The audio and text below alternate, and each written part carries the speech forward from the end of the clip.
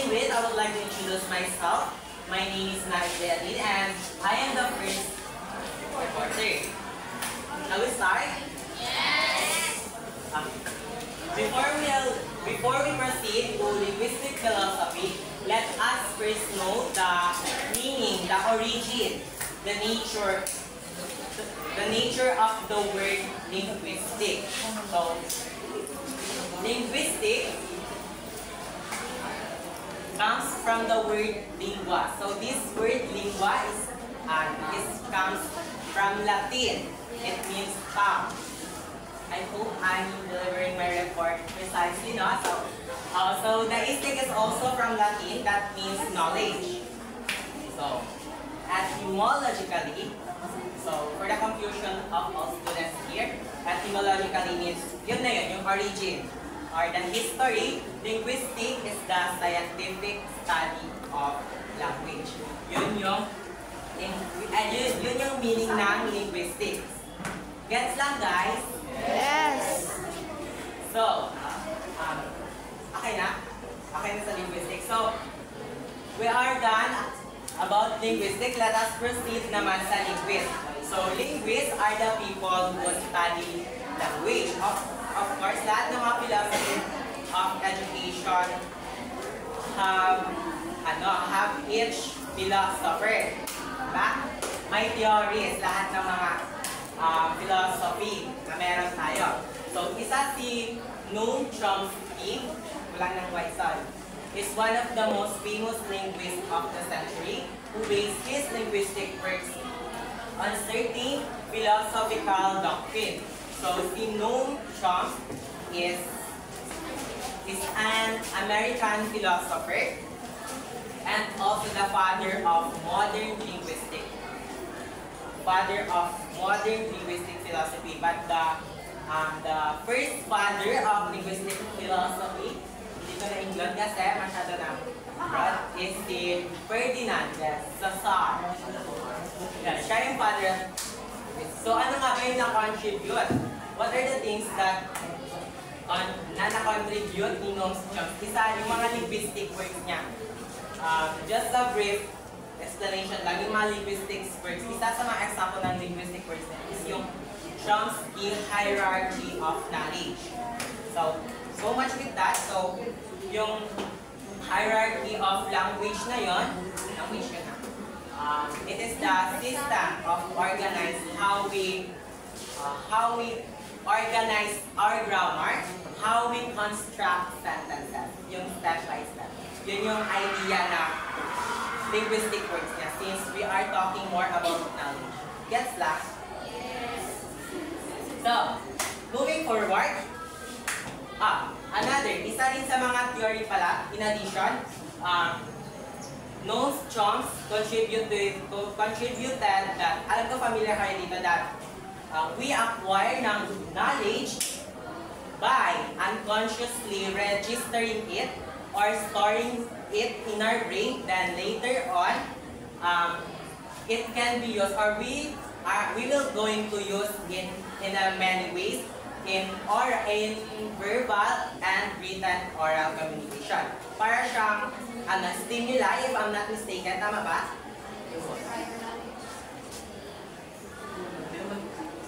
So, ganun yung idea, yung contribution niya ganun. He said that we acquire the language. So, bibigyan ko na ng example. So, in our language, when someone is confused if we are telling the truth or not, we say, wallahi, ayun. So, since Mr. Gear is a Christian, and he wants to learn some Arabic language, a simple Arabic language. So, na-acquire niya. So, sit-meet kami, naririnig niya yung sinasabi ko pag nagsasabi ako ng ganon. And in that way, na-adapt niya yung ganong system. So, instead na I swear to God yung nasasabi niya, if nag-justify siya ng idea niya, he often says, wallahi. Na ganon yung yung contribution ng theory niya, yung na-acquire natin. Gets lang? Yes! So, moving forward, forward para. Linguistic philosophy is a view which suggests that by giving more attention to language before or by gaining a better understanding of the language we use in everyday life. So, in communication daw, it's not the content na nagpapahirap sa atin na nag-hinder para makapag-communicate. It's not the content or the language, but the misunderstanding. So, yung misunderstanding ko, dito yung paano natin i-deliver yung mga words natin, how we express, and how we act. Yan. So basically, linguistic philosophy teaches us to better understand our world and the language of different race, diversity, and culture. Gets that? Yes. Let's proceed to the goals and aim of education in this philosophy. One of the goals of or aims of education ng linguistic philosophy is that teach learners to use language that is correct, precise, grammatical, coherent, and accurate. So, it's a self-explanatory one. It is one, diba? At dito yung lumalabas dito sa linguistic philosophy, it shows the pagiging perfect when it comes to constructing language. So, help students expand their vocabularies. Yun na nga, sinasabi natin kapag nakaka-acquire tayo ng mga language from different tribes, from different peoples, is na-expand. So, mas nakakaroon tayo ng sarili nating dictionary. Okay, next. Teach students how to communicate clearly. Teach students how to communicate clearly, not just mag-communicate na lang. But it is the proper construction of idea na make sure na maiintindihan ng receiver yung sinasabi mo. Yun yung effective communication. So, aims din na education sa philosophy na ito is makaution or i-warningan. Yung mga learners ng verbal and non-verbal barriers of communication. So, can you give me some example of verbal barriers?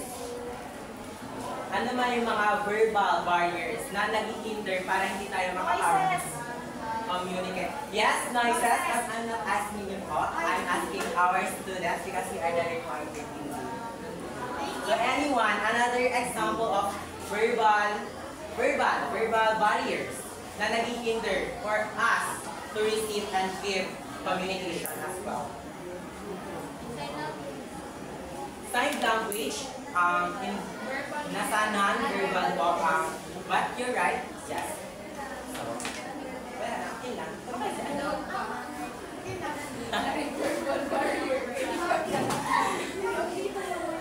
So, the last aims of education ng linguistic philosophy is to teach the student use many language as they can. So, that's all for my part. I'll be right back for my another part. Thank you. So, the next is the role of the teachers. Provide experiential learning to learn language. So, basically, it is like learning by doing. So, diba, meaning is natututo yung mga learners or mga students by using in real-life situations. So, real-life situations. So,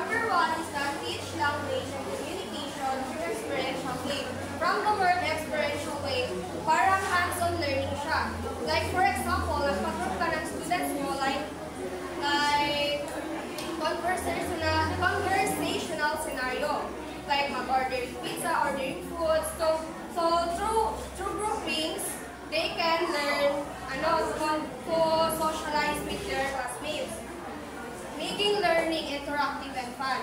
So gets lang. Then sa number 2 is the make a classroom a place for the interplay of minds and hearts. So dito, para collaborative classroom. Like mag-create ka ng group discussions through your students para ma-enable them to express their thoughts, their feelings, and their ideas, minds and hearts.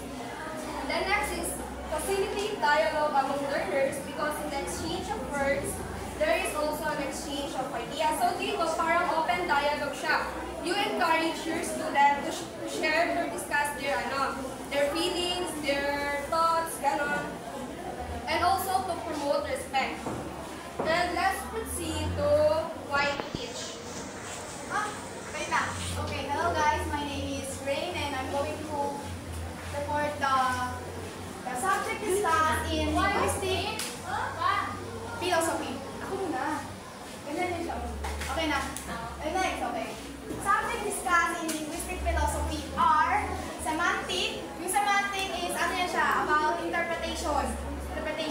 Tapos sa phonology, about siya sa sound. Yung sinasabi niya nag-hinder, about siya sa sound na ginagawa para ma-hinder yung student. O yun na yung kasi yung mahaba talaga, madami na talaga yan. Yung ginawa ko syntax, pragmatics, psycholo-linguistic, anthropological, linguistic, and ethics. So let's proceed to how to teach. How to teach, the most effective way to teach language and communication is the experiential way. So, experiential way. So, pinapa mo talaga sa student mo, pinapagawa mo talaga sa kanya. Example, experiment kayo. Ako siya sa Coke and water. Pinataste ka talaga ng teacher mo kung ano yung lasa, nung tas tinanong niya. So, ganun yung experiential. Meron din, about sa groupings. Nag-communicate kayo, nag-group kayo, and nag-ask kayo ng mga thoughts nyo. Yun yung experiential way kasi pinapagawa niya talaga sa inyo. Gets nyo? Next. Make them experience sending and receiving messages through verbal, non-verbal, and paraverbal manner. Yun na yung in-explaining na kanina about sa verbal, non-verbal, and paraverbal. So, next tayo. Teachers should make the classroom a place for interplay of minds and hearts. Yun na yung sinasabi ko kanina. Communication, sa grupo di ba na-communicate? Like, nilalaan talaga nila yung time nila or yung mind nila tsaka heart nila dun sa ginagawa nilang activity. Kasi, tawag dito, nag-communicate nga talaga. So, nisita na sila. I they really need the full attention dun sa ginagawa nilang activity. Okay, next. The teacher facilitates dialogue among learners and between him or students because in the exchange of work, there is also exchange of idea. Na diba, while nag-activity sila, nagabigay sila idea. Lahat ng idea nila, pinagalo nila, nag-create sila ng new idea na pwede nilang isabi or gawa. And that's all for my part. And I am Rain Agustin. Let's continue for... And let's continue for... Hindi. Heart. So next is what to teach. Learners should be taught to communicate clearly, how to send clear, concise messages. So meaning dito, it means now teaching. The meaning is teaching learners. So tuturuan yung mga students or learners kung paano nila i-express or yung true thoughts or emotions ng mga students para mas maintindihan din sila ng others. So yun na yung what to teach. So, why to teach? Number 1, to develop the communication skills of the learner because the ability to articulate, to voice out the meaning and values of things that one obtained from his experience of life and the world is the very essence of it. So, in simple terms, it is to express thoughts and feelings and experiences. So, linguistic teacher teach students to develop their to express para may pakita nila ang kanilang thoughts, ang kanilang feelings, and ang kanilang experiences. So number 2 is it is his ability to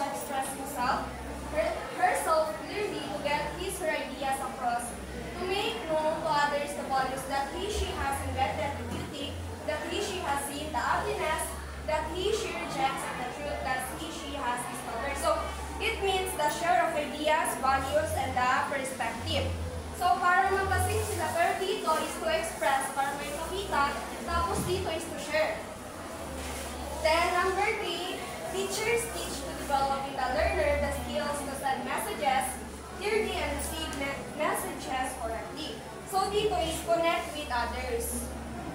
While exchange of ideas para magkaintindihan ng maayos. The next. Any questions?